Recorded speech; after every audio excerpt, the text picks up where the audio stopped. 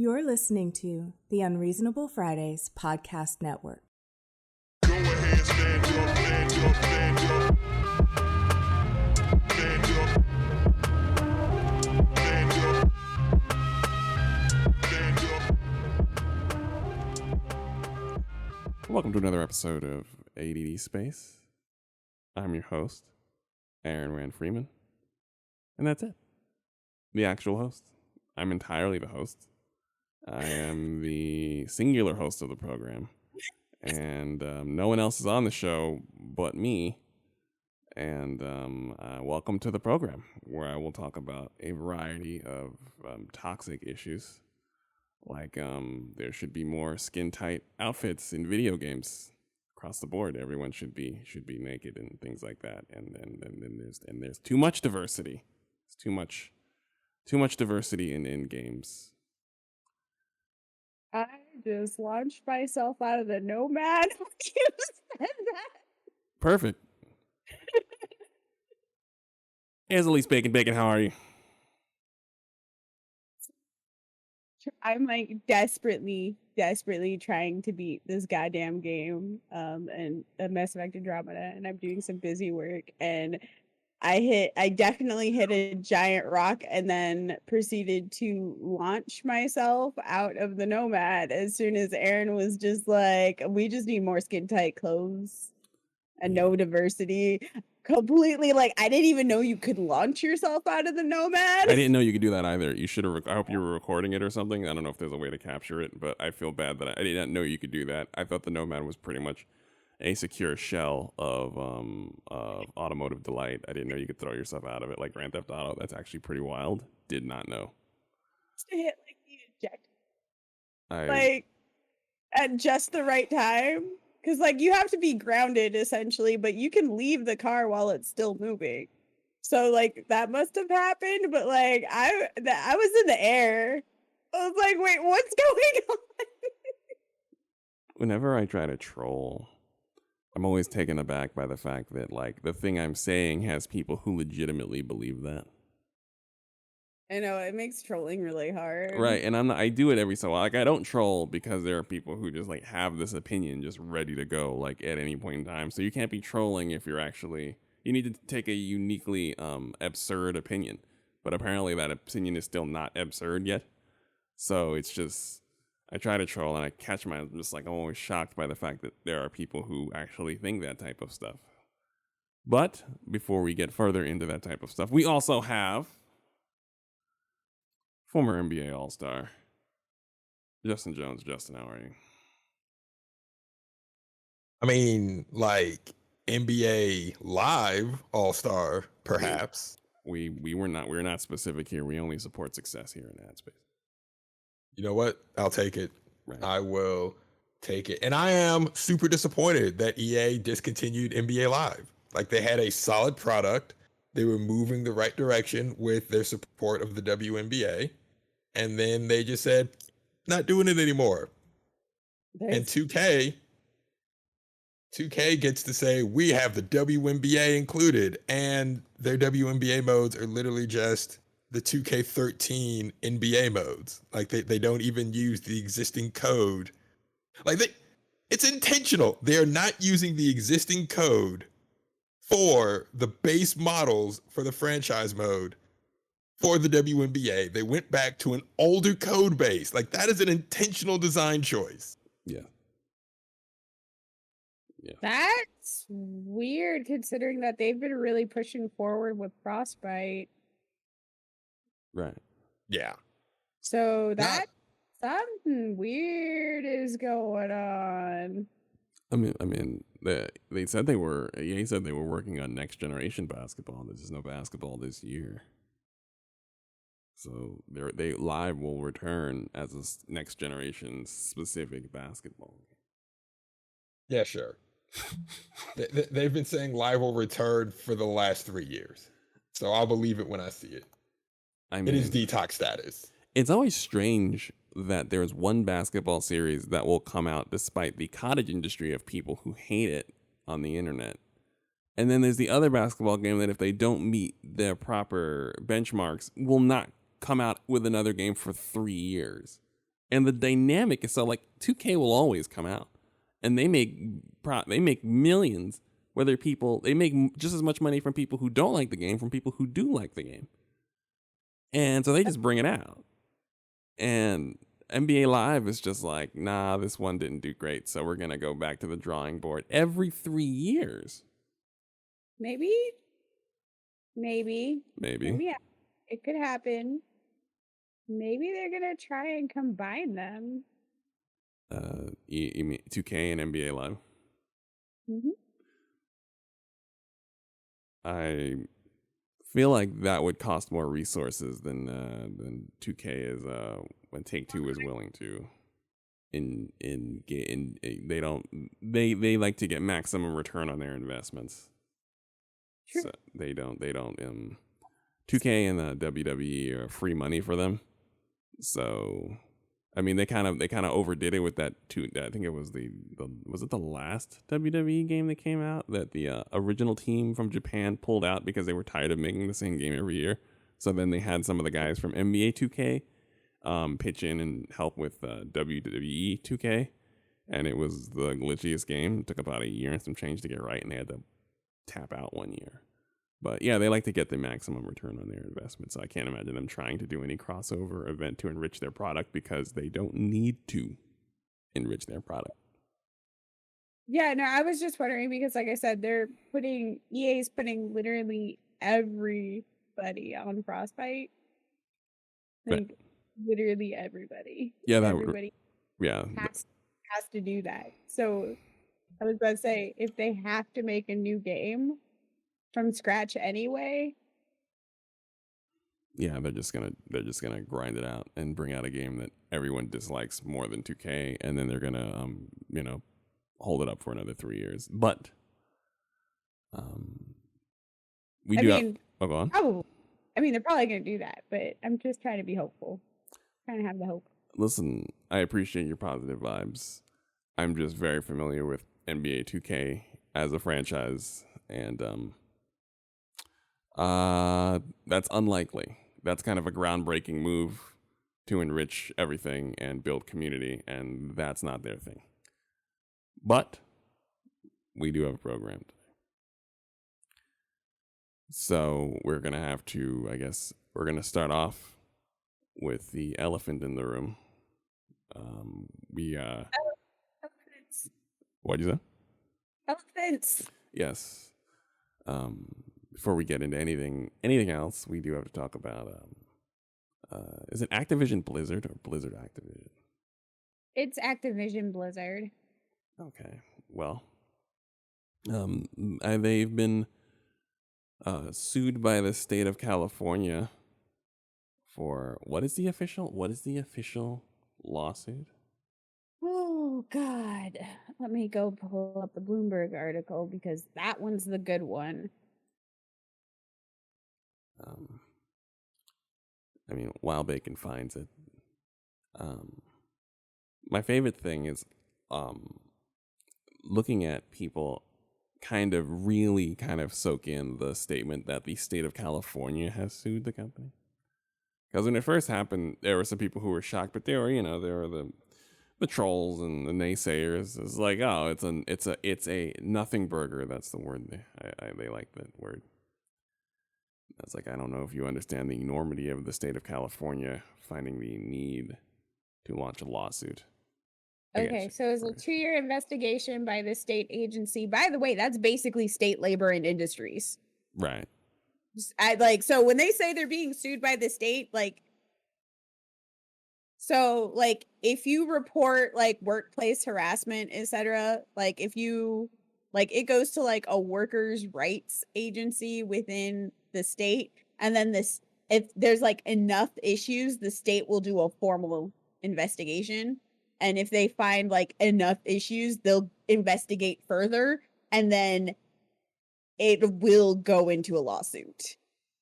So this was after a 2-year investigation by a state agency. They found that the company discriminated against female employees in terms and conditions of employment, including compensation, assignment, promotion, and termination.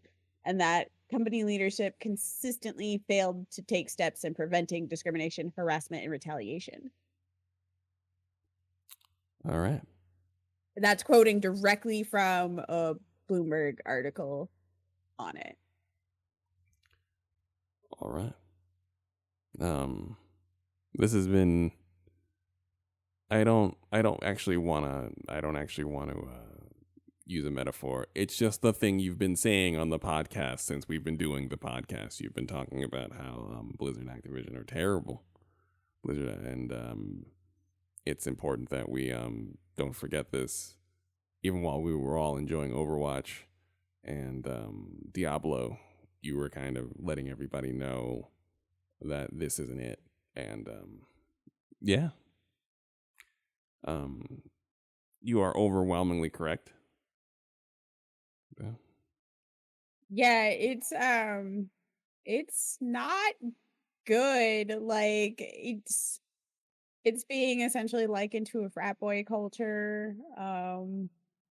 There's just ungodly amounts of harassment. One employee basically killed herself after her nudes were leaked.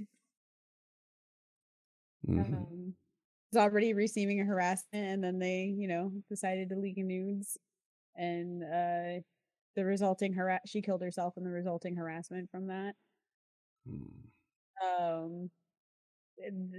There's just like tons. There's just like stories after story after story, as the lawsuits releasing more information. There's literally, it's not even just that there's one or two things every day. There's like multiple horrific new discoveries from this 2-year that was found throughout this 2-year investigation, like per day. And it's really disgusting. Like there's no recovery from it. T-Mobile just pulled their sponsorship of the league, which is not surprising at all because T-Mobile does not fuck with that shit, to be honest. Right. They pulled they were a key sponsor of the Overwatch and Call of Duty League. And yeah. That's a lot of money. That's a lot of money leaving those two organizations. T-Mobile's a hot no on that. Justin, did you have anything to comment? Shit, I mean, what's to say? The shit is horrific. There is nothing I can add to the hashtag discourse other than, yo, this shit is horrific. You really Blizzard your money. I think the one thing I will say though, the trending of the redemption arc for these dudes that perpetrated a lot. Well, I shouldn't say perpetrated. The dudes that were in charge when a lot of this was happening, and the dudes that were doing a lot of this, their redemption arc has already started. And we don't have to redeem these people. They were there, right? Like, part of it. They were, if they were not a part of it, they were active participants of it. We don't need to redeem them. Yeah. There doesn't need to be a redemption arc for these dudes. They're all garbage. Like one of the new heads of CEO is literally responsible for like the quote where they're like, we're not gonna like any diversity is gonna fuck up our hiring.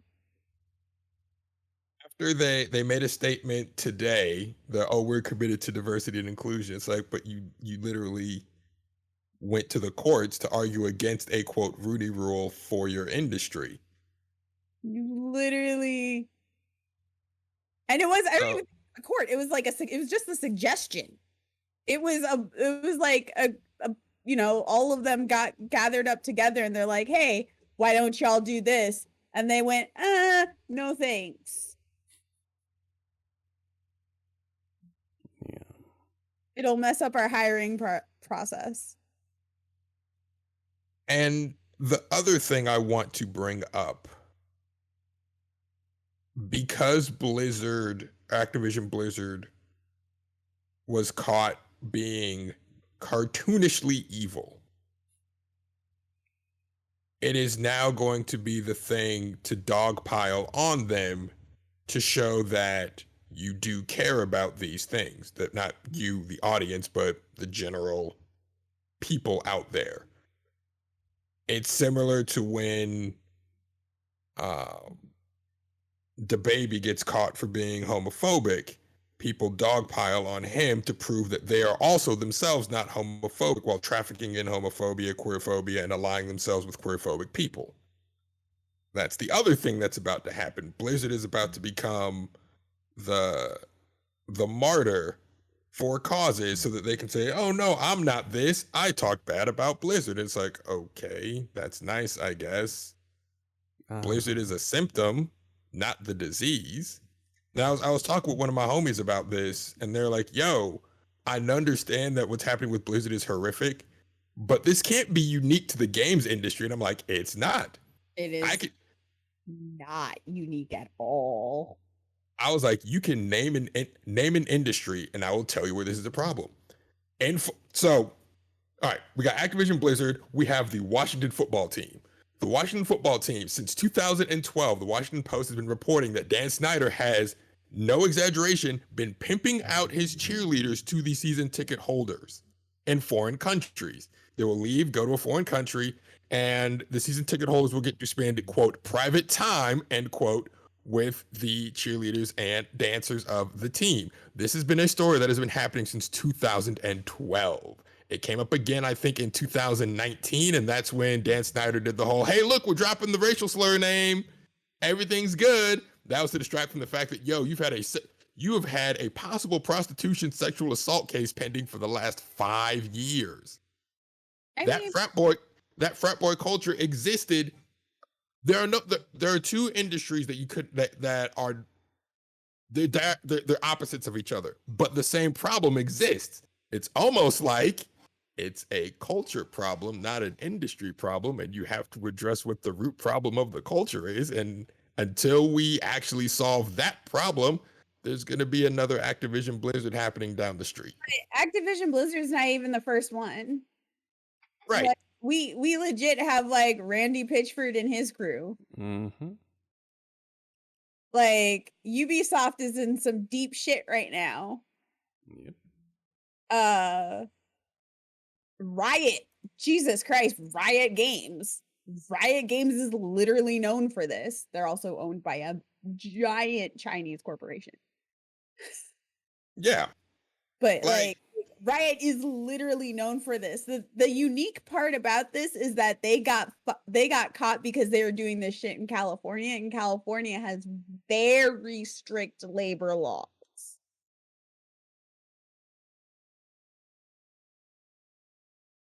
Like California has some pretty intense labor laws that, yes, people do find ways to get around. It's not hard, but like they were fucking up so bad that the state of California had to do a 2-year investigation. Do you understand how badly you have to be fucking up for the state to intervene and say, yo, y'all niggas wildin'? And again, they were so full of hubris that they actually decided to do it in the one state that's going to do something. The one state, and that's California. Like Google and Facebook, also right there, also terrible. We're not wildin' to the degree that Activision Blizzard was. That's not to say that they aren't wildin', but to the degree.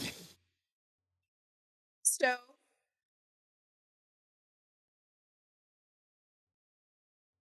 and you know, folks at Google legit co-signing that shit. The dude put out a Nazi manifesto. And yeah, and like Google employees were like totally behind it. And it took the other half of the company to be like, hey, leadership, you need to say something about this. And you know, maybe do something about all that stuff that you said you can't do. Like, I don't know, remove the Nazis off of YouTube. Funny how much went dark after that. Like, and I guess that's where I am with all of this. I'm glad the light is being shined on the cockroaches. Now we have to stomp on the cockroaches. You can't just let them scatter. You have to solve the real problem. Or else this just becomes an exercise in New Jersey apartment hunting. There's a cockroach. There's a cockroach. There's a cockroach. There's a cockroach. But no one's calling the exterminator to fix the problem. Nope. I mean, Because newsflash, they don't think it's a problem. They like it. They think this is the correct thing to do. so, what is the desired outcome? Like, what should happen to Blizzard Activision? Blizzard needs to go. Oh, you gotta break that shit up. And it's not like there isn't precedent for breaking this shit up. You gotta break that shit up. Well, I Like, gotta- when bad actors are present and they have proven that they lack the responsibility to behave, or that they lack the imperative to behave responsibly, you take away their toys. Break that shit up. Point blank, break that shit up. Take the toys away. Cool. Figure it out amongst yourselves. Board the shareholders board. Install new leadership. That's your problem now. If you didn't want to deal with this, you shouldn't have tolerated it in the first place. Yep. And that solution doesn't just work in this situation. You can apply that solution to any problem in America. Like any systemic problem in America, a federal body has to come in and say, you no longer have the right to your toys. Take that shit away, tear it down, start from scratch. Now do it right. And if you fuck it up again, guess what? We'll be right back. That's why the Voting Rights Act was so successful, because they camped out in Florida, Georgia, Alabama, Texas, Louisiana, and said, until y'all get right, we aren't leaving. That same model can be used for policing in America. When these individual police departments start acting up, you send in a federal body to tear that shit down and take away their funding and say, you don't get this anymore until you prove that you can act right. That is exactly what you have to do. Like that's why I like defund the police. I'm like, yeah, we've done it before. There's precedent for it. The Voting Rights Act. Like that's literally what the Voting Rights Act is. They come in, they take away the funding, they say, cool, until you get right, we're good. You don't get your toys until you prove you can behave responsibly with your toys. So legit. I asked that because a lot of folks are blindsided by this, and usually what happens, what I find is, because there are people who are just like, you have to break up the company. Sounds too harsh for people who are unfamiliar with this problem. And this needs to be the precedent. And that's why I just want you guys to say it out loud so that people understand the enormity of this. This is what is required to begin to kind of to just push back against what is a shockingly toxic culture in America. It's corporate culture in America. So there is that. Who did they fire today? They fired 2 people. Someone else got fired. Oh wow, 2 people got fired. Woo! Listen. Bobby, noted Batman villain Bobby Kotick, CEO of Activision Blizzard, said he swore swift action and long-lasting change. So as of right now, 2 people have been fired. So it's coming, guys. And I understand that Activision Blizzard is a load-bearing pillar, but it has to go. Let's make that clear. That's the official position, is that it has to go. Is there anything else? Oh, they hired a firm to help sort them out, and that firm is like known for being a union busting firm, because the employees at Activision Blizzard have gotten together to form that, like, they basically have been striking against the company, and they're working to form a legit union. And of course Blizzard then hires a union busting firm, as it is eloquently known as. It's supposed to, help them with like the internal investigations and diversity and etc. And I'm like, yeah, that shit. They're literally known for breaking up unions. So yeah, don't cross the picket line. Don't fucking cross the picket line. Don't give them money. I It's think, like the exact wrong time to give them money. and I think that's the point that needs to be hammered home, because it's difficult to be gaming is not an ethical. It's hard to consume video games ethically. You've mentioned that it's impossible to do so. It's impossible. You literally can't. Right. So, but this is the line. This is if you want to know who not to give your money to. We have J.K. Rowling and we have With Activision. J.K. Rowling. That these are the lines. So, like, if you are unclear, J.K. Rowling, Activision Blizzard, they get not a cent of your money. That's the line. Yes. Like I said, they're a load-bearing pillar. So they're holding my precious Crash Bandicoot hostage. But never again. What you say? What'd you say? Said I'm so sorry. Yep. I mean, like I said, there's no more giving them money. But like I said, that's what I mean by load-bearing pillar. Like, everybody plays fucking Call of Duty. Lots of people play WoW, Overwatch. There are 2 Diablos coming out. There's the remake of the second one, and then the new one coming out next year. There's been a steady influx of WoW. We've been calling them WoW refugees in a Final Fantasy 14. Yes. Like steady since before this started. And then a big WoW streamer, Asmongold, whatever, came over. I think we talked about this on the last podcast.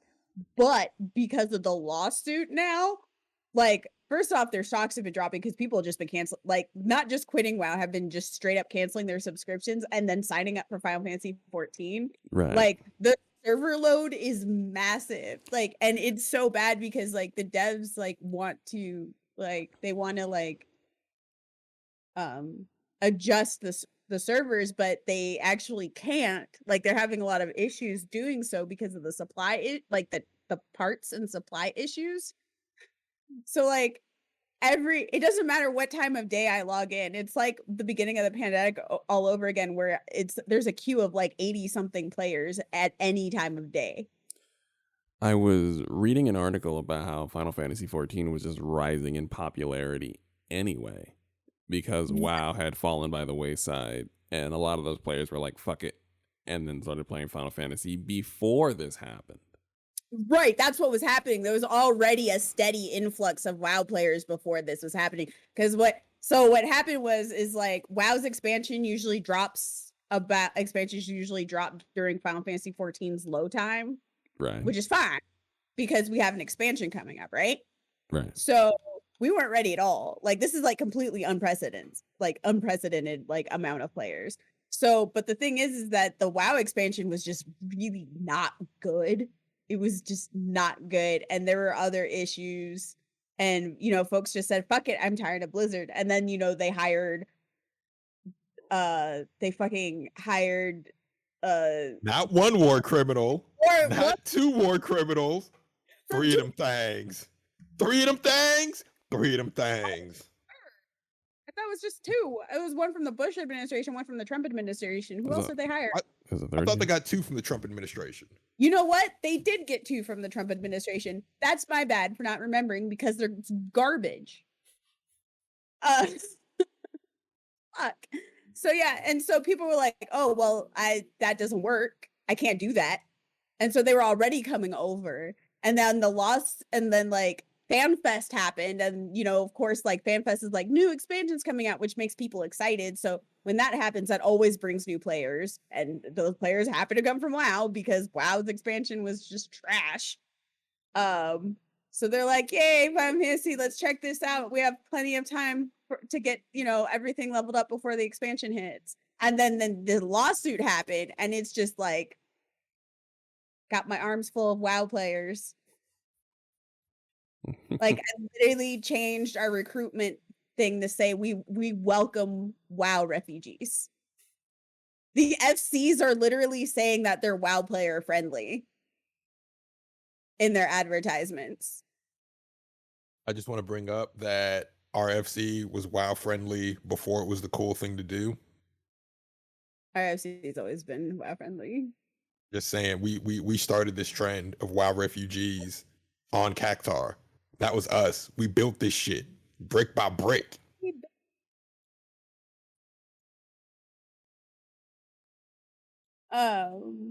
Yeah, it was, oh god, like there's been so many, and of course like some of them have brought over their really terrible habits, and I've had to explain like this is how WoW is different. This is how Final Fantasy is different. This is what you don't do. This is why you don't do this. And then like it's not bad in our FC. Our FC is great. Everybody's just like, and there's a cute part where WoW refugees are just like, some of them are garbage, but others are like, some of them are garbage and they're finding out that Final Fantasy 14 has like really aggressive moderation. Really? Yeah, no. Final Fantasy 14 has like active GMs that are aggressive. You can't say faggot in Final Fantasy 14 and not get banned. Good stuff. I know this because I know somebody who got banned for saying that in Shout. Good. And they put you in a literal jail. You mean your character is in jail? Yeah, like it's a literal jail. Like you will log in and your character is in jail and you can't do anything. Like it's actually pretty clever. Yeah, and then the GM will come and explain to them what they did wrong. Huh. You can also get out early on good behavior. But they're like, the GMs are aggressive. So I tell people, I've got like a little tutorial, like this is how you report using the report system. Because there's a separate report system for RMT that just like, so if you like the money traders. So there's a whole like super like fast expedited version, but you don't use that to report harassment or griefing. And griefing is against the terms of service. There's a lot of things that are against the terms of service. So the toxicity in Final Fantasy 14 has turned to passive aggressiveness, which by the way is much easier to deal with. That is the method of toxicity. One of my WoW friends literally messaged me last night and he's like, you weren't kidding about passive aggressiveness being the choice of toxicity here. He happened to get a healer that pulled the room. And he doesn't have Shirk yet. I mean, he reported him, they vote kicked the healer, etc., and everything turned out fine, but like the healer pulled everything, he was tanking, pulled everything, told him that they could, keep him alive. They couldn't keep him alive. And then went off on him. And I'm just like, yep. That's good old 14 toxicity. But yeah, like you can't curse at people, etc. You can't use slurs. There's a lot of you can'ts, and you can get in a lot of trouble for that. And they will do it. They absolutely will. That's been something to like, I've been trying to like get through people's heads, because I'm like, no, the GMs are aggressive. Because they're used to the Baron chat, which is like anything goes. You have full white supremacists, like everything. That shit doesn't fly. I believe the kids have rediscovered the phrase, you can fuck around and find out. You can fuck around and find out. I was wondering why, because I cut my teeth playing, shooting games, and that's the bottom in terms of player behavior. That's the bottom tier. And for some reason, Final Fantasy XIV has just been so friendly. Like I said, I only hear people being passive aggressive. And I did not know that it was because you guys have a very aggressive, thorough police force that goes through the community and likes to be a part of the community and improve the quality of life of the citizens on the beat. Huh. I did not know that. It makes sense, though. Because Jesus Christ.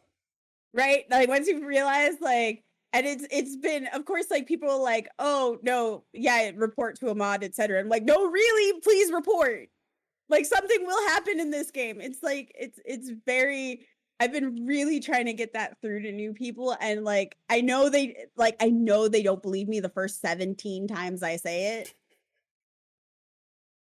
Like I know they don't believe me the first 17 times I say it, but I'm still like, come on, please report liberally. And so now they're getting it. Now they get it. Like some players who've been like griefing Asmongold by like having like getting a giant mount and like covering like a quest tracker, like a quest NPC, severe ban, gone. Gone. Wow, that's so cool. Gone. And they're like, oh shit. I'm like, yeah. I've always wanted to I'm gonna look that up. Like I just want to see instances of people getting banned, because that's the type of thing that's always driven me wild, and I've always wanted to see someone get I just would like to just see someone get what they deserve for that utter nonsense. So thank you. Okay, cool. That is okay. Thank you, Final Fantasy 14, for being the best and housing all the WoW players. I don't know. God, our servers can't take it. There's too many of them. So that's why I was saying, like Blizzard's losing people a lot. Like their stocks dropped, like just like what I think WoW dropped like 7% in one day. Yes. Like, oh shit. All right. On positive nonsense news, I'm gonna pass the floor to Justin and Aaron. Because I'm super excited to hear about Samurai Warriors. Look, you bring me on this show, I'm going to talk about one of three things. Talk about Stellaris or Paradox Games, talk about Final Fantasy 14, or I'm going to talk about Dynasty Warriors and Samurai Warriors. Actually, there's 4 things because the other one's One Piece, but... Oh, well, yes. Look, I can turn anything into a One Piece discussion. I'm actually... So, serious One Piece news. We're doing the One Piece book club, and I'm actually excited because I get to talk about in public one of the biggest issues I've had with One Piece that people tried to pretend wasn't an issue when it was happening, but Oda himself has said, yo, I fucked up when I did this. That's why I'm not doing it anymore. This will come up at the end of the show, intent versus execution, but there are a group of characters in One Piece called the Crossdresser Kingdom. And the intent behind Crossdresser Kingdom on paper is amazing. They reject society's laws, they reject the oppressiveness of the government, and they reject gender roles entirely. They reject all of it. Their freedom is being gender fluid. On paper, that shit is brilliant. In execution, played into a bunch of early 2000s transphobic tropes. It was not good in execution. But Oda has realized this, and in the current arc, it is centered around 3 trans characters, and they're not cringy tropes. They're human beings with motivations, and it's nice to see him admitting, yeah, I fucked up when I did that. And I get to talk about that in public finally, and not be looked at like I've grown 3 heads. So, but yeah, no, like like as it was happening, critic brain was like, I get what he's trying to do, but this is bad, right? And like next to the bad, there's an example of good. The leader of the Crossdresser Kingdom is Ivankov. Ivankov, their devil fruit is hormones, and One Piece is weird. Science doesn't make sense. They alter their gender constantly. Sometimes they're a man, sometimes they're a woman, sometimes they're neither. It's whatever. That's what freedom means to them. I'm not bound by your rules. And they're a fully fleshed out character, and they are one of my favorite characters. They're a human being. The rest of the kingdom, not human beings. Collection of tropes that are very cringy. So it was very frustrating to read. But anyways, Samurai Warriors. I'm a huge fan of the Dynasty Warriors Samurai Warriors series. I was a huge fan of the movie that came out on Netflix. I understand folks were like, what is this garbage? And I'm like, oh, no. My uninitiated friends. This is the greatest video game movie ever made. I swear to God, they captured the gameplay loop of fucking like that's where like I understand that we're in a spot like it's cool like it's cool that the Loki and the broken timelines and the multiverse and all this other stuff and all this wild stuff happening. Nothing says the golden age of media than a perfectly done Dynasty Warriors movie in 2021 that nails the gameplay loop of Dynasty Warriors perfectly for an entire movie. That's good. Movie was good. By the way, the movie as itself was a good movie, but it's perfectly Dynasty Warriors, and that's where we are. Do you understand the flex that is a movie capturing the Dynasty Warriors gameplay loop? Nailing it. Come on now. They capture the spirit of the game. They capture the gameplay of the game. I will entertain a discussion that it is not a faithful retelling of the Romance of the Three Kingdoms, but Dynasty Warriors, the game, was never meant to be that. It was meant to be a power fantasy. Yes. And it's one of the rare power fantasies that gets it right. They do everything they can to make you, the player, feel powerful. Whatever you want your character to be, you will feel powerful. Right? And yeah, that movie was just fun. It was just fun. It's one of those things where I feel like people who have an issue with it are the folks who are like, well, it's a bigger issue is that we have so many things that are so good that people are trying to find something bad. When we're at the point now, for the first time in all the media that we take in, that on the average, most things aren't bad. Most movies aren't bad. Most games aren't bad. Most TV shows aren't bad. We're in a rhythm to that degree. And as a result, people don't know what to do if there's nothing to call bad. So then people are just hypercritical in places where they shouldn't be. Like, to read some of the reviews of Dynasty Warriors, you would have thought it was a Spielberg film. And to completely miss the point of Dynasty Warriors, almost to manufacture a thing to not like, a thing to critique in a time where there's very little to critique. Like, there's social things to critique. There are, like you were talking about One Piece, proper transgender representation. That's a thing they critique. Too few people are equipped to critique that, so they just make stuff up. And Dynasty Warriors is one of those things where I was looking, I was like, I feel like you guys are just you guys are actively trying to find something to not like because you can't, because things, for the most part, we have a standard practice now. Things are okay. It might not be for you, and that's where we're at now. The things you don't watch are probably not for you, but very few things are bad. Dynasty Warriors was good, but it was Dynasty Warriors. The thing, Yes. you know me, I have this issue when people are talking about like Godzilla movies. Nigga, it's a fucking Godzilla movie. It's a Godzilla movie, and the thing about it is, I don't mean to review. People break out critiques of things they don't break out for things that require their critique. So there are like films that are trying to actively win awards, right? They're trying to win an Oscar. And when you ask the person what they think, no, it's cool. But when they watch Godzilla, they have 500 prepared words about the script and the dialogue. And I'm like,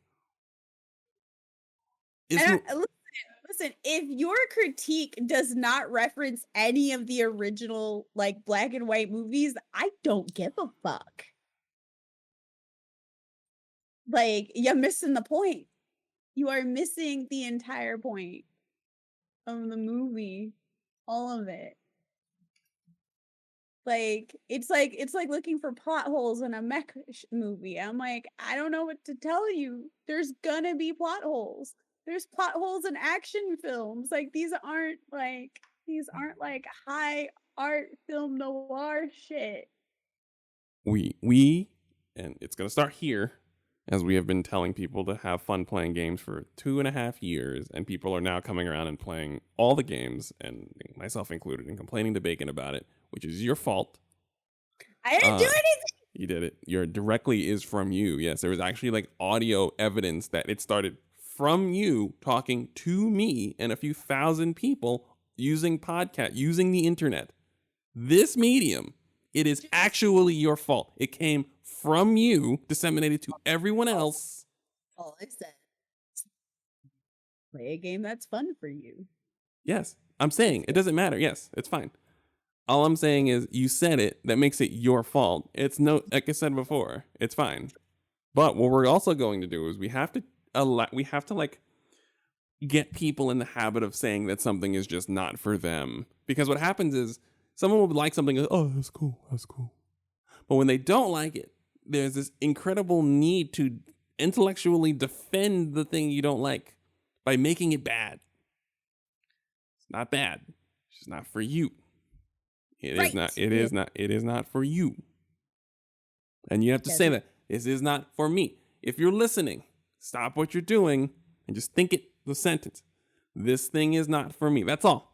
And then it begins, and that can be the thing. And then you listening, you hear other people. You have a friend that must make sure they have lengthy reviews of the things they don't like. And take their hand. Well, actually, we're in a pandemic. Knock on the window. Knock on the plexiglass. Call them, and then be like, I think you mean to say that this thing is just not for you, and that's okay. And that's where we'll go from there. That's it. Yeah. Not hard.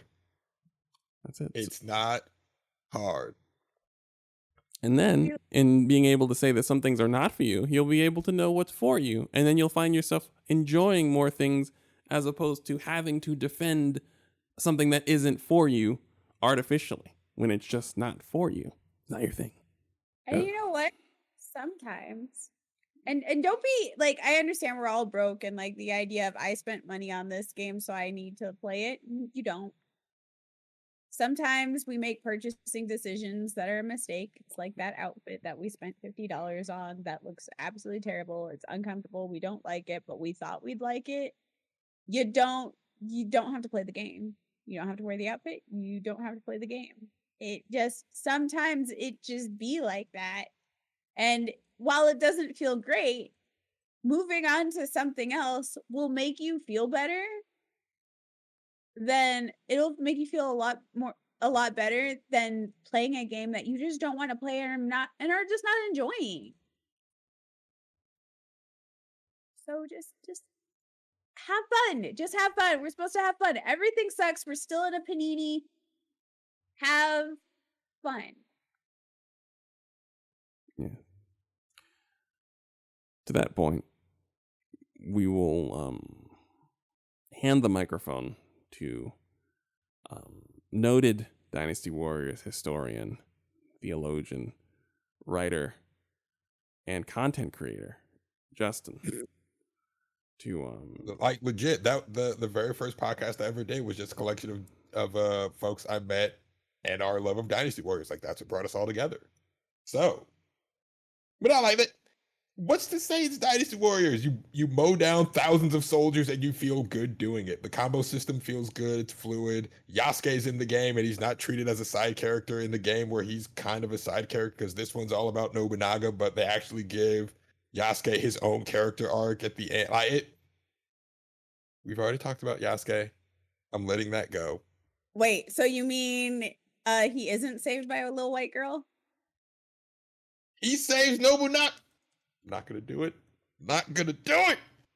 But the one thing I was skeptical about was the Samurai Warriors as a game. It's about a decade old, I think. So instead of doing what Dynasty Warriors did, where they just said, "Yo, why reinvent what we're already good at? We're just gonna keep refining every other year. We're just gonna refine what we're good at. We're not gonna reinvent ourselves. We are what we are." Samurai Warriors said, let's slap a new coat of paint on it. We're not going to change our core engine, but we are going to change how things look. And it's way more anime-esque than it's ever looked. And I was skeptical about that, but it fits. I'm cool with it. It's just fun. It is my turn my brain off game. It is so fun. It is a joy. It is a treat. And Yasuke, like they had me at Yasuke. So I understand. That because I was actually really excited about the fists. I know some people wanted him with the sword, but nigga, those fists are dope. Well, you can equip any weapon to Yasuke. It's just his standard weapon is the fists. And those fists actually they don't have range, but you can fix that with elements. But if he gets up close, it's over. I'm happy with it. I'm cool with it. Wait, he out here it's punching. just fun. He out here punching niggas and stuff. Yes. Yes. So- Dog, he's out here giving niggas But the Axel, the OG Streets of Rage Axel. right, but in Dynasty Warriors, you be like knocking 40 niggas over at a time, like air juggling 40 niggas Yes. in a line. Yes. With, Yes, and with he the does that. hands, with the hands. Yes. Yes. He's That is giving. exactly what he does. I know. I'm a little excited. Some folks have gone. I'm not gonna lie. Some folks have gone about how problematic, etc., whatever it is, and I'm like, listen. First off, it's Dynasty War. It's specifically Samurai Warriors. If it were any other game, if it were any other like samurai based game that wasn't Samurai Warriors or Dynasty Warriors, which is literally peak nonsense. Hold on, I don't understand. What's the problem somebody has with Yasuke throwing hands at an elite level? Fists, black people, common trope in a game where everybody's got swords. Well, not everybody. Not everybody has But swords. That was that's the thing with Samurai Warriors. Not everybody has swords. Like, there's a dude with a giant hammer. There's a dude with a shotgun. There's a dude with like 3-stick nunchucks. There's the bow and arrows. There's this weird yo-yo on a blade thing. Like, it's Listen, peak nonsense. It's nonsense. I know this because I've played the game. I'm just saying that there was that, but yes, it's peak nonsense. It's not as problematic as it sounds. But it was absolutely 1,050% peak nonsense, which is why it fits. And again, you can still equip anybody with a weapon. You can still equip them with any weapon. Right. But like, if this was like any other semi-historically accurate, like samurai-esque based game, I might like raise my eyebrows. But specifically Samurai Warriors and Dynasty Warriors, it fits with those two games. Specifically Right. fits with those two games. Context matters. Again, because it's this company, they care about historical accuracy when it comes to maintaining the spirit of the narrative, the spirit of the Sengoku era. Beyond that, Ieyasu was a 10-year-old boy for 20 years. Sure, whatever. That's fine. It's peak nonsense, and it is delightful nonsense. All right. So Okay. I have a question then, because I found myself realizing that I haven't recommended that people buy a video game in 2 years since I started using Game Pass. So if we are recommending that people, because that's a whole ass $60 game. So what do we do about situations where we are recommending something for something that might actually cost our fans some money? I recommend it anyway. I don't know what you're talking about. I recommend games that cost money all the time. Yeah, you're wild. I don't do that, and I find that less people do that. A lot more people I find a lot of folks that are like on Game Pass tend to recommend things that are on Game Pass or things that are just free. So what I usually tell people, I'm like, because I don't like trailers or videos, but I know other people like that. I'm always like, play the demo, watch gameplay of it. You can watch gameplay of it without spoilers. There's really not much to be spoiled. Again, this is all historical shit. Watch the gameplay, see if it's something you might like, try the demo.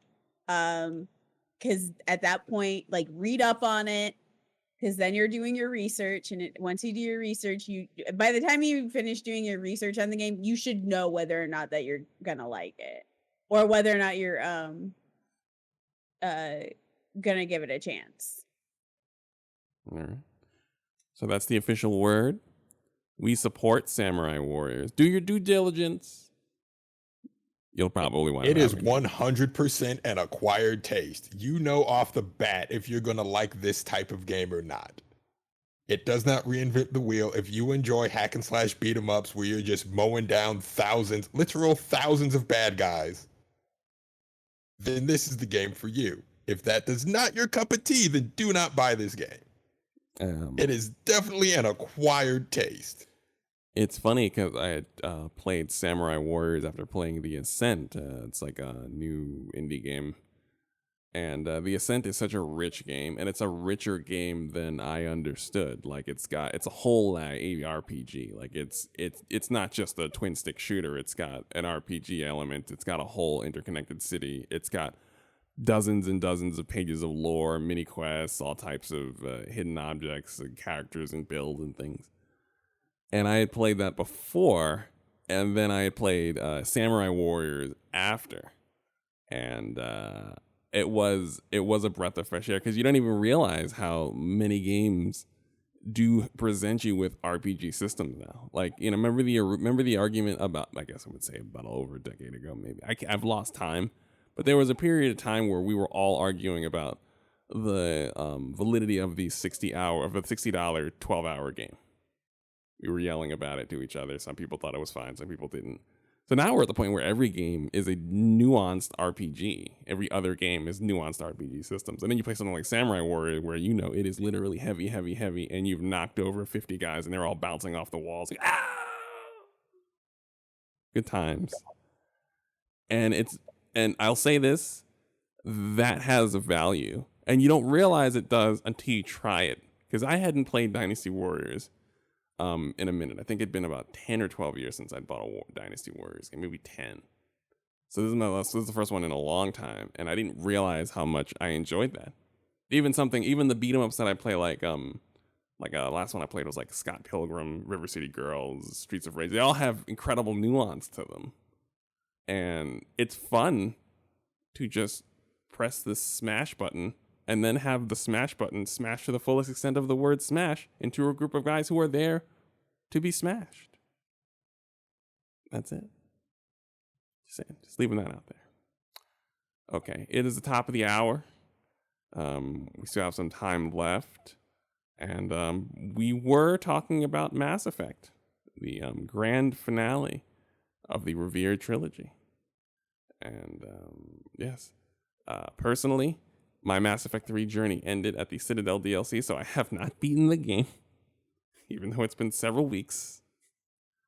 I own myself and my limitations as a human, but Justin and Bacon have beaten the game, and they have opinions about one of those people has. You didn't beat You didn't finish Mass Effect 3. Not this go around. I mean, I've beaten Mass Effect 3 in life, but I didn't beat Mass Effect 3 in the Legendary Edition. Yeah, no, same here. Like, I'm with you. I'm at the Citadel DLC. I haven't stopped from the party because I'd never experienced. I had actually gone through this whole time not knowing what happens in the Citadel DLC. I didn't find out what happened until I saw Bacon go through it. Oh, you know what's funny is I went through it, but I fast tracked it. Like, for some reason or the other, I didn't give its due diligence. Like, I didn't sit in the city. I didn't meet everybody. I didn't do that. Like, I went to the house after I sorted out all that business. And then we did the party, and then I left and went about my business, and I didn't realize all the shit that was in the Citadel DLC. Yes. And it's such a breath of fresh air for what is a bit of a death march. It's an entertaining game, but it is also a death march. And it's such a breath of fresh air that I don't want to proceed. And I do not know how to bring myself to continue. So, a couple things here. Yes. One, we did stop at this. We did only talk about the first half of Mass Effect 2, because you can't talk about the second half of Mass Effect 2 without talking about Mass Effect 3. Second off, I need to shed some light on this bullshit. Aaron and Justin surprised me with the Legendary Edition. Well, and you're a social commentator. We needed your social commentary. Play the this game so you can talk about it, go through it. So I did, streamed the entirety of it. Yes. And like, yeah, I'm going to beat the game. I'm going to beat the game. They both watched me beat the game and then were like, nope, I'm noping out of it. I saw bacon and it was enough. That's not inaccurate. Literally what happened. I remember the thing about Mass Effect 3's ending is, like I said before, we'll get there, but I'm just gonna say this: Mass Effect 3's ending is a negative vibe. It felt bad to do in the time. All I remember is that feeling. Watching you do it reminded me of that feeling, and then the Citadel DLC, which is like some type of MCU break for, like, again, a death march, is so refreshing that I just cannot bring myself. It's like, I don't want to go to work. I don't want to go to work. I don't want to go to work. You can't make me go to work. I'm going to quit. I don't want to go. I'm calling out. I don't want to go. And I don't want to go to work so much that I'm not even calling to tell them that I'm not making it. I'm no-showing. I don't want to do it. You can't make me do it. I don't want to do it. I'm sorry. I can't do it. I remember the ending. I do. I watched you do it. I watched some other stuff. I've read about it. I remember myself doing it. But in the Legendary Edition, I unlocked every single part of that combat arcade. And I've min-maxed my group. I set up my house. You know, I had a really tender moment with Samara. You know, I mean, these are all the things that were lacking in the end of the game are in the Citadel DLC. So, you know, we're just gonna call it there. We're gonna say that Mass Effect got unceremoniously canceled by Netflix before they could go to season 4. And yeah. See, the ending, the more I sit and think about it, and having seen the ending again, I'm back to my original stance. The ending is fine. It's not great. It's not good. It's fine. Yes. Intent versus execution. I get what they were going for.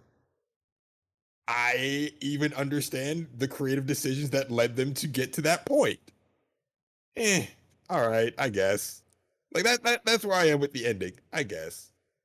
Right? Because like the whole time in Mass Effect 3, the central Mass Effect 1, 2, and 3, the central theme that the writers are trying to impart upon you, the player, is survival through cooperation. That's the whole theme. That's why Synthesis is the air quotes good ending, because it's survival through cooperation. You cooperated, you've resolved all the conflicts, everybody's happy, we're all one in the commune, huzzah. Except being one in the commune kind of robs the Geth of their individuality that they fought so hard to get. And We never just don't think about it too hard. Don't think about it too hard. We're all happy. Disney ending. Disney ending. It's literally horrific. We actually didn't talk about the second half of Mass Effect. Right, 2. we have to walk it back. Have to act. Oh, the We war have criminal? to, we Everybody's a war criminal? So we didn't talk about, like, we touched a bit on Cerberus, but we didn't talk about like how deeply flawed that whole thing is. And then, of course, once you get into the second half of Mass Effect 2, that's where also Leviathan and Overlord DLCs are, which lead to, and Arrival, which all lead directly into Mass Effect 3. I don't even know where to begin. I'm just like, No, we covered Overlord. I know we covered Overlord because that was just that was horrific. I mean, are we gonna go into the Arrival, which yeah, just start with the Arrival. Arrival forces you to commit a war crime. It forces you to murder 300,000 plus Batarians. I remember realizing that I couldn't avoid this. Like, I didn't understand. Well, first of all, I was like, in the actual gameplay loop is like the end of the movie Commando for some reason. Like, I don't know whether maybe it's because of me and I was a Vanguard, but me just running around the inside of that facility, bouncing off of everyone's chest and shotgunning everyone in the chest while they were all losing their shit. I was like, what is happening? It was definitely not a good feeling. Just bouncing off people in that area. It was not like anything we had done in the game. And also it was a weird tone. Like, I understand that I am in fact the Angel of Death, that Shepard kills so many people.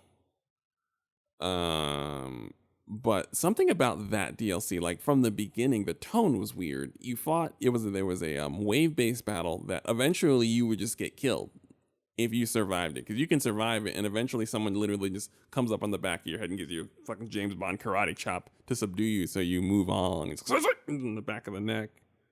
And then you fall over, and that's it. And then apparently that was a stealth section when you come out of the prison. Is that a stealth section? Like someone said that was a stealth section. I did not notice it. Section. It's supposed to be. What? It's supposed to be. Nah. No, it is. I assume control of that robot. Oh, robot opened the door, and then commando commenced. Everyone got shotgunned in the chest. Everybody. I didn't know that was. I don't remember, but I do know I snuck past a lot of people.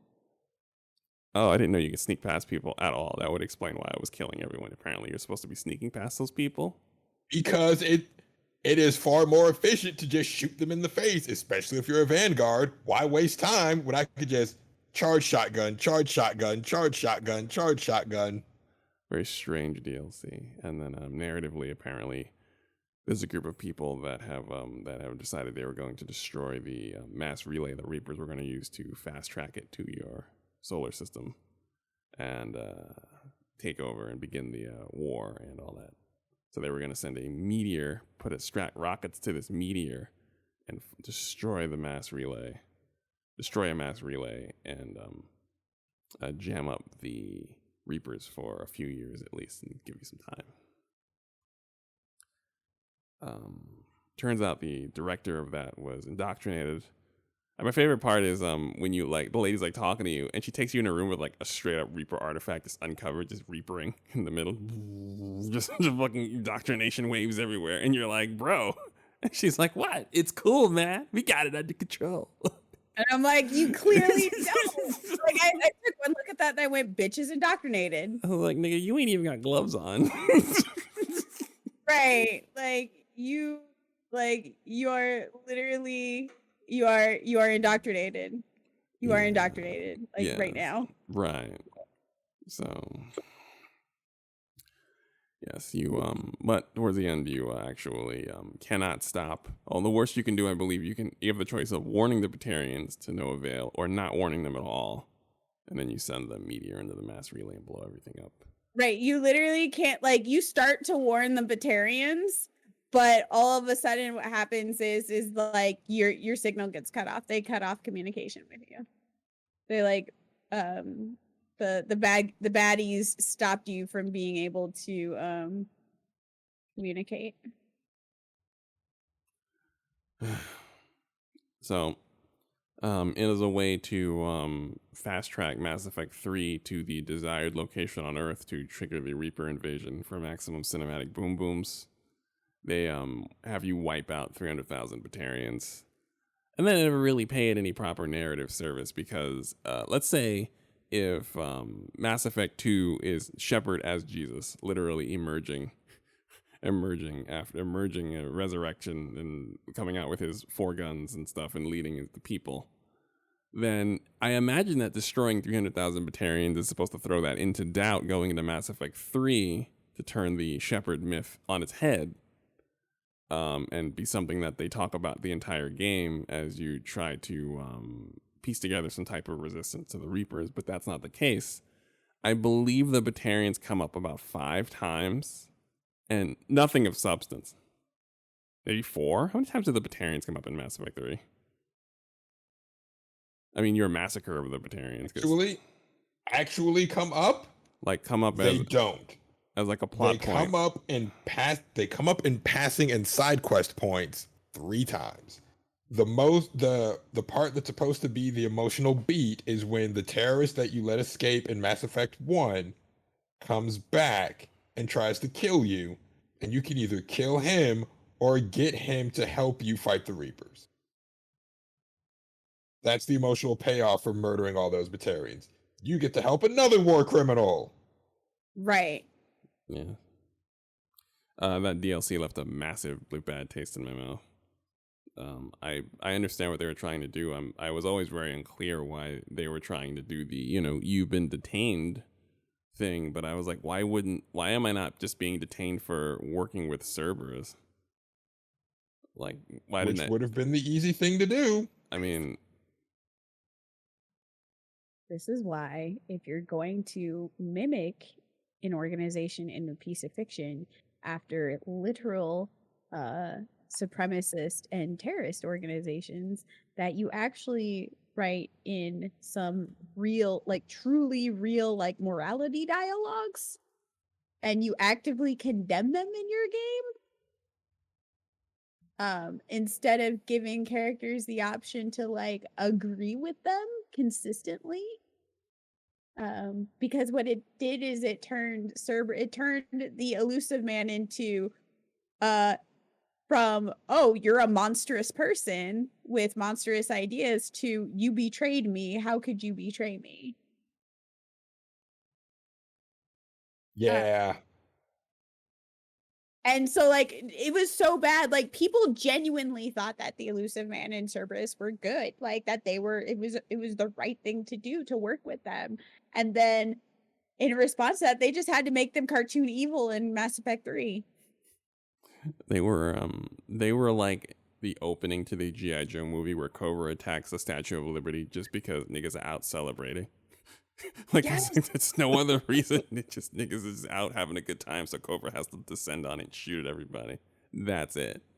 Half of the places Cerberus goes don't make any sense. It's just there seems to just be some good vibes and scientific progress happening here. So Cerberus is fucking slamming dudes into the side of it and taking people and shooting the rest. Get down!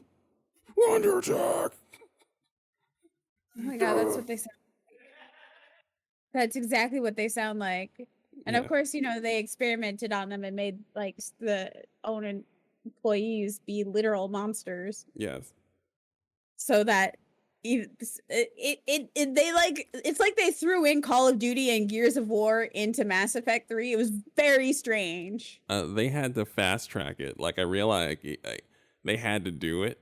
It totally I'm not gonna lie. It broke. It didn't do anything for the narrative because Mass Effect 3 has no overarching narrative because the person, It doesn't. the nuanced struggle that they were trying to write, it was poorly done. So now they had to walk it back by turning Cerberus into Cobra, and the whole game is just you running after Cerberus or running from Cerberus or talking to people who are dealing with Cerberus and making sure they survive Cerberus. And that's it. That's it. It's a fun action game, though. One of the benefits of the Legendary Edition is having Mass Effect 3 stapled to Mass Effect 2 does keep momentum. I remember waiting for Mass Effect 3 and hating it because there was no narrative. But stapled onto Mass Effect 2, it is compelling at the very least because you're still on that freight train and literally you get to hit, go and keep pressing A and wind up in Vancouver, There's so many Vancouver jokes. There are so many Canadian jokes. They've made so many jokes against themselves. It's hilarious. Mass Effect 3, the narrative in Mass Effect 3 it's a really good journey. Mass Effect 3 is a fantastic journey with the most disappointing ending. But if you remove the ending, it's not a bad, and wild mission glitches and just poor boss fight layout. Those boss fights were like egregiously frustrating for no reason. Sans that stuff, it's actually like a really good game, and all like playing it back to back against 2, like all of the decisions that you make in Mass Effect 3 makes Mass Effect 2 feel even more meaningful, even though that game is wildly more problematic than I remembered. And there's just some like beautiful, like even just like the cinematics are just really gorgeous and very emotive, like heartfelt. Like when I got like really teary when I cured the genophage. Like that was just like a really super emotional thing. Yeah. Helping, like giving the Geth identity Yes. was fantastic, and then finding out later that they're actually helping Macquarians like reacclimate by like introducing parts, like they're like basically introducing the planet and like bacterias and stuff through their suits and boosting their to help them boost their immune systems. So the amount acclimating, which would have taken them 60 years because it's their home planet, reacclimating, it's going to take them 3 to 4 to reacclimate to their own home planet now. Like like the Quarians in their lifetime would be able to survive. Which is why Leviathan DLC and that fucking ending make no goddamn sense. No, just don't think about it. Just apply 0 critical thinking to the synthesis ending, and it makes. That's just it. I'm not applying critical thinking. That's the problem. I'm literally taking like, this is what the story said. I'm not even thinking about the story said this.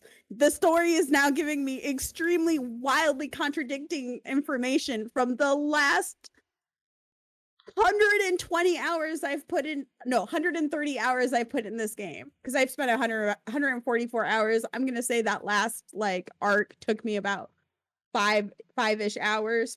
Yeah, because my last stream was about 5-ish hours. So good 140 hours of narrative. It's telling me this thing. The last 5 hours literally contradict 140 hours of narrative.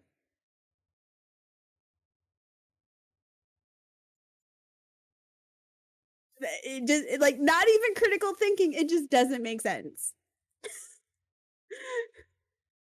No, like I said, it makes sense if you don't think about it, because the intent was everybody, machine and man, have come together in perfect harmony. We are one. Human beings have synthetic parts. Synthetics have organic parts. We're all one. It's all good. We're all happy. But that means nobody is themselves. Exactly. But don't worry about that. We're flawed to begin with. We have advanced. We're better. We're better. Intent versus execution. Star Child literally is telling you must do synthesis, and I'm like, no. But when you ask Star Child, like, why didn't you do this before? It says, like, Star Child says, we've tried, but it can't be forced. It never works when it's forced. And I'm like, but we're literally forcing it. We're not getting permission. There's no consent discussion with, like, everybody else being like, hey, do you want to be a cyborg?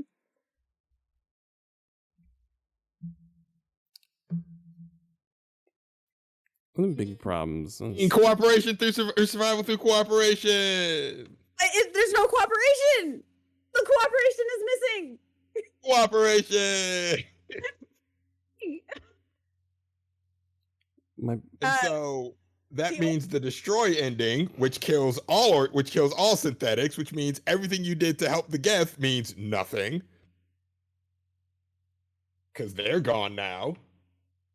I'm not gonna lie, even though it says destroy synthetics, it really doesn't sound permanent. I'm not gonna lie. I mean, you can always rebuild them, but you have to recreate artificial intelligence. Listen, nothing that this game has told me has said that VI won't survive. Even when they say AI and VI won't survive, they still always manage to find a way to survive. I mean, for the love of God, isn't that literally Edie's character arc? Literally, Edie was a VI on an individual network who gained sentience, and I thought I literally shot her in the face, and then she's alive, and then she became Edie, and then she became thick ass Edie, and then she's my teammate for a whole ass game. Yeah. The entire storyline, all 140 hours, continues to say AI dies and then comes back again. Right. You can't help it. So there's nothing, even they're like, destroy is permanent. There's nothing in the destroy that makes me think it's permanent.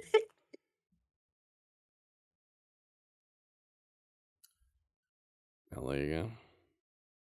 I mean, I realized when I had done the ending in real time before, I was just trying to get the game over with because I didn't understand I didn't like what was being asked of me.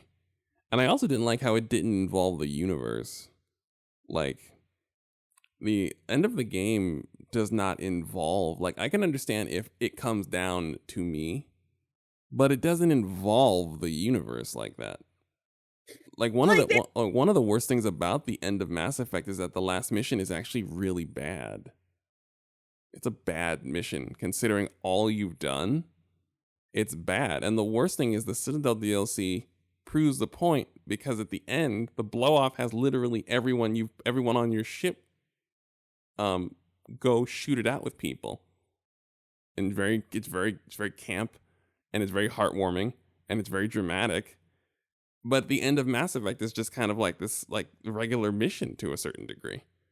And that actually bothers me more than the ending, is that the end of the game doesn't involve what is in fact the greatest fighting force in the history of the galaxy ever I've assembled.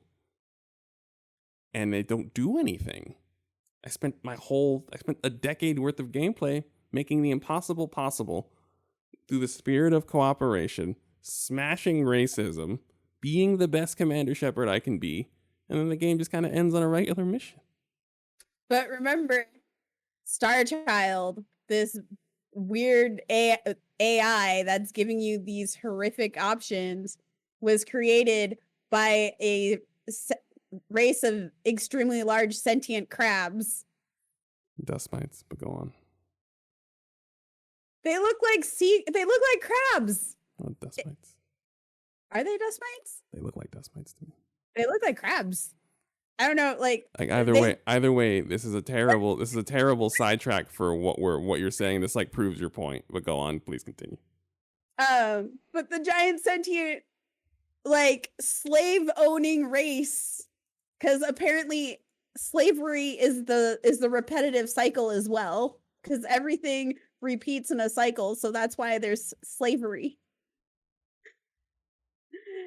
I don't know if either of you caught that. No, I did not. So Leviathan, the giant crab race, enslaved all other races underneath them. Just like the Protheans enslaved. Just like the Protheans enslaved all the races underneath them. Just like the Batarians enslaved everybody. Just like any community that has slaves, the Asari have their indentured servitude slavery. I mean, we all know humans had slavery, but we free now. Because space. Wait, no, because there's also mercenary slave owners. So, like, the cycle continues on and on. Slavery is a massive focus of that cycle, just as daddy issues are. Sorry, I kept counting all the father issues in the game, and there are a lot.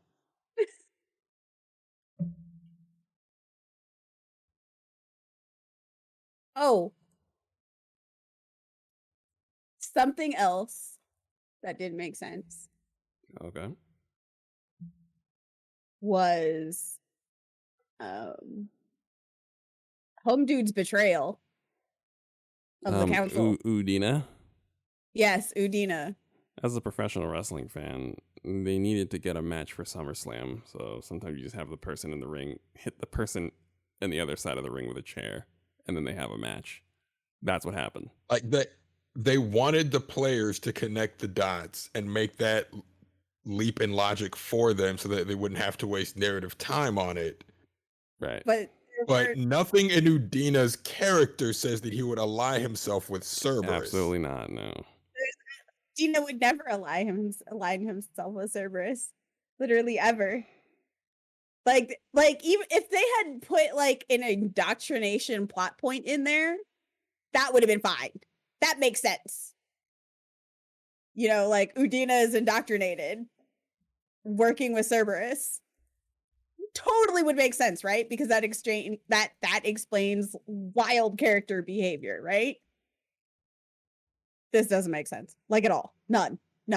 I've been working with Cerberus the entire time. Nothing in his character would absolutely ever allow him to work with Cerberus.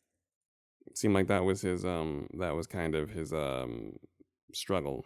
He was growing in power and trying to figure out ways. I mean, like I said, as a wrestling fan, I'm used to shitty heel turns. And shitty heel turns are usually marked by a massive heel turn with the slightest, tiniest bit of interruption of service. So when he says, I'm the most powerful person in human history, but you see how much power I have, that was his heel turn. I'm telling you this as a professional wrestling fan, where a wrestler will go, you did not put ice in my fruit punch, you son of a bitch, and now I will attempt to shatter your leg. I'm telling you guys, that was what happened. That sentence that he says was his heel turn right there. That one singular sentence. No, I understand. Listen, That's it. I understand LARPing enough to understand how that works. Yes. I'm saying it's still in the narrative does not make sense, even though, yes, this is a wrestling heel turn. I totally, 100,000% get that part of it. I just needed 2 more dots, you know? Just 2 more dots. That's SummerSlam. Yeah, I know. There's nothing. So it's There's a nothing. cage match. There's nothing. It was fun to pointlessly shoot. It was fun to pointlessly have a shootout all over the Citadel, though. Oh, wait, sorry. Now I remember what I was like. I totally got distracted by my own thoughts with Leviathan, but the crustacean dust mites creating an AI to solve their problems for them, and then that AI's solution is to basically create civilization, destroy it, trying to find a solution to the problem, massacre, make complete genocide and start all over, trying to continuously find a solution. However, it's an AI and it can't go outside of its experiences and what it knows, so it keeps making the same problem all over again. And that's the bad guy. My favorite what? thing was when the Leviathan explains that machines will always attack, sentient machine life will always attack organic life. And so our response was to make a machine to sort this out. And you ask Leviathan that. And he's like, listen, man. It was a lot of money, a lot of drugs. I'm not saying that we were all in our right mind. I'm saying it was a good time. We were all having a good time, Shepard. That's all we're going to say. We're having a good time. Don't judge me. I will enslave your race. Right. When we destroy the Reapers, I'll enslave all of you. What?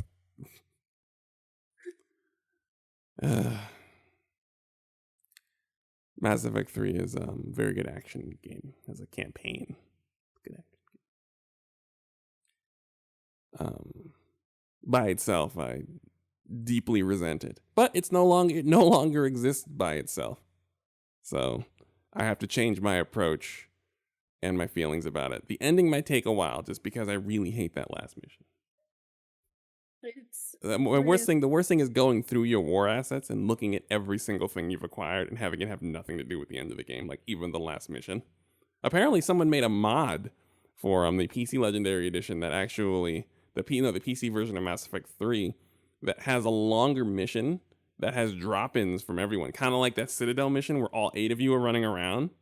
Yeah, it's like that, except that's what's happening. So everyone you helped is in the mission doing something, even to the point where you actually fight a Reaper and you do the thing you did in I forgot where Rannoch. Yes, the thing you do there where you literally time it so that you have all the ships blow it up when it's about to fire at you, because you know how to kill Reapers in so many different ways that everyone's helping you, and you actively push the Reapers back, which then makes Star Child go, ho, ho, whoa, whoa, whoa, whoa, whoa, whoa, the fuck?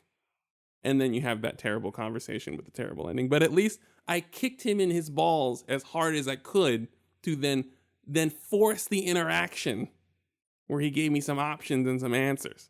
because we were actually, from the look of that mission, gave you the appearance that you were actually going to destroy the Reapers, and they tapped and wanted to talk about it, which is more compelling, even if the ending is bad. I used the things that I had spent a decade of gameplay building to win the war I had been trying to fight. Right. Like that specific problem in the ending is fixed if they don't try to make every single Reaper a sovereign level threat. Yes. Right? Like if all of the Reapers, if they're going for this Cthulhu, Cyber Cthulhu, right? Cool. They're not all individuals. It is one hive mind. Cool. That makes the catalyst, we can either assume control of hive mind or kill hive mind. Right? It is a more believable thing now because we know that these are just the fingers of God. We're not actually killing God. These are just God's fingers. And we can cut God's fingers off and deal with that problem, deal with God showing up later. But you know what game actually does a really good job at including all of the friends you made along the way in the final climactic battle? What game? It might be the game I'm playing right now. Oh, I was going to say Final Fantasy 14, because that does a great job at Heroes Gauntlet of everyone you've ever helped in Shadowbringers showing up. Listen. Mass Effect Andromeda has the best one of like the best endings and literally the best boss fight I have ever experienced.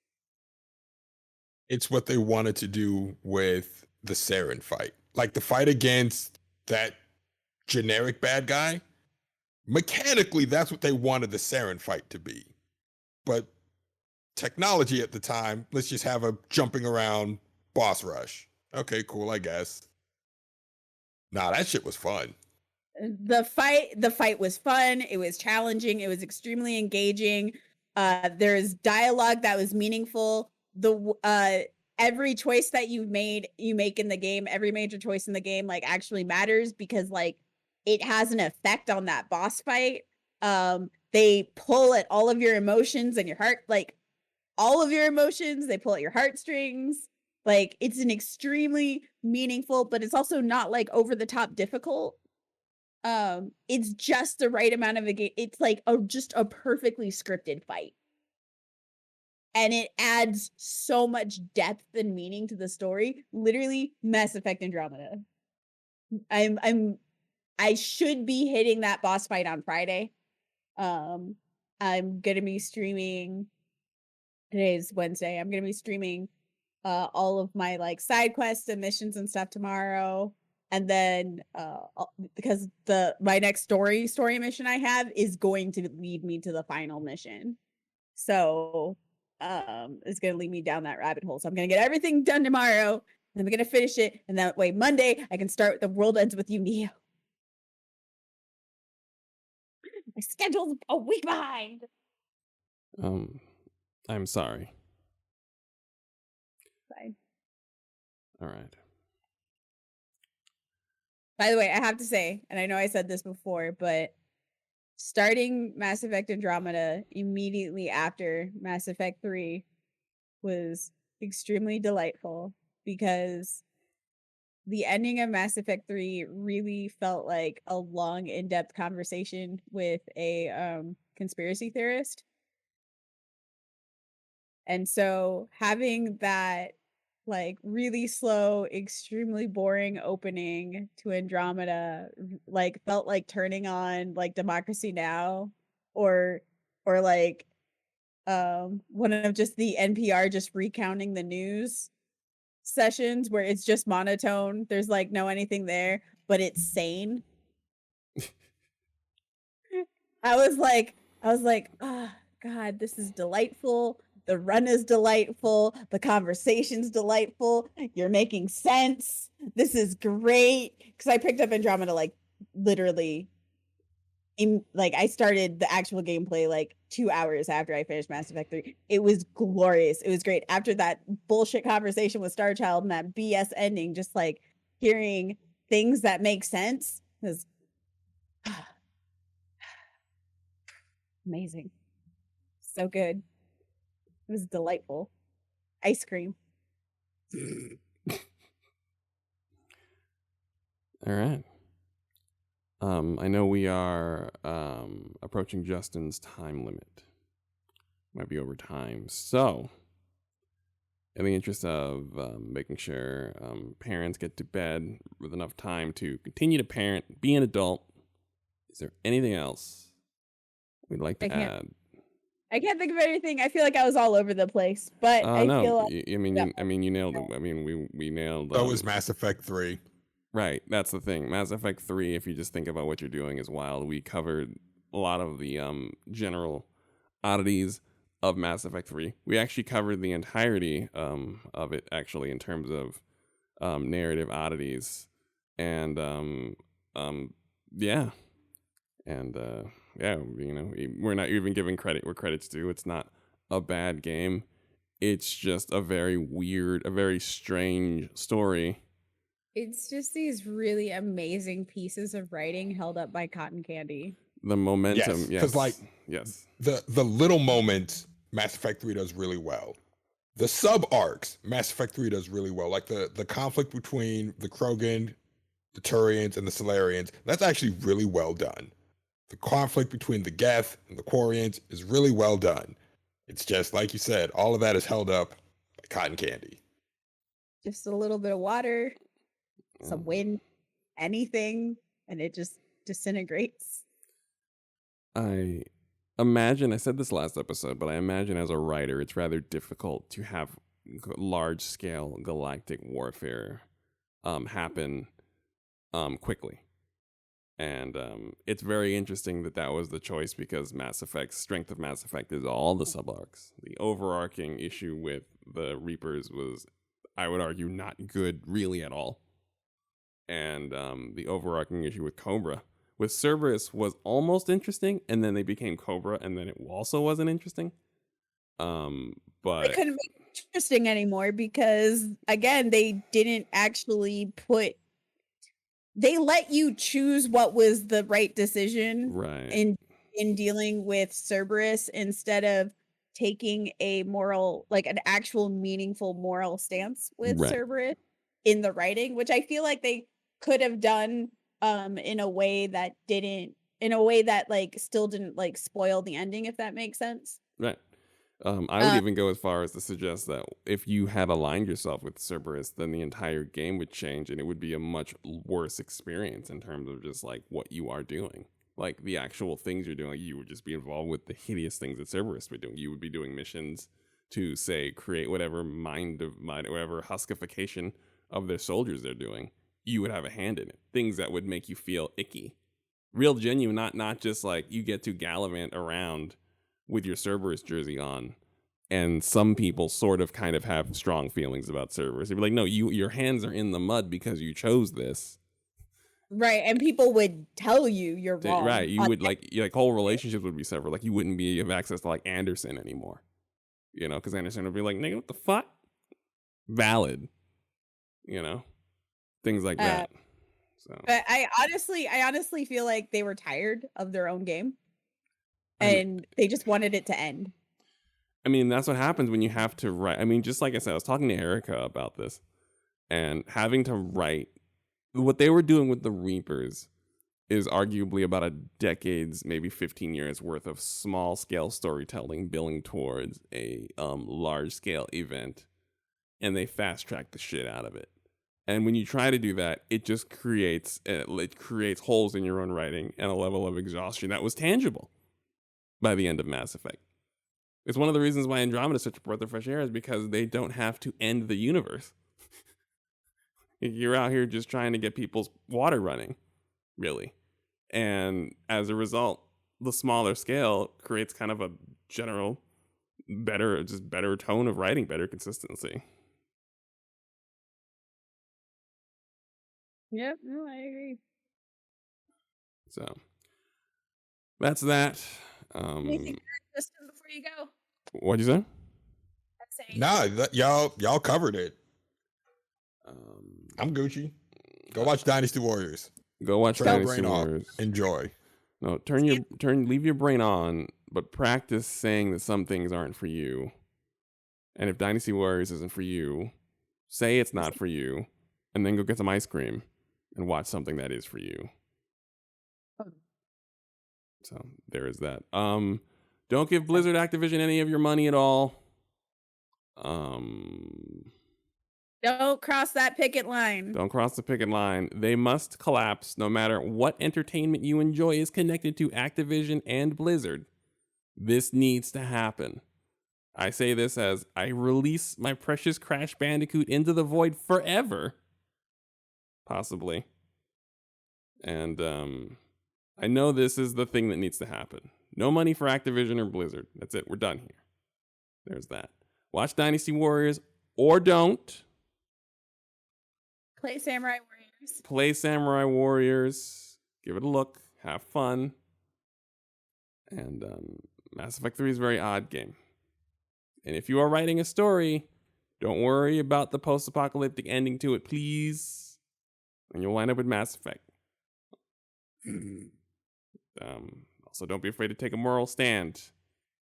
Don't sit on the fence. They'll just chafe your balls. Okay, guys.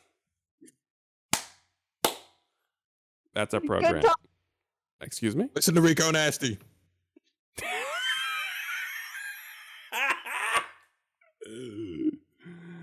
All right, you guys. Thank you guys for listening. And I'll see you guys next episode.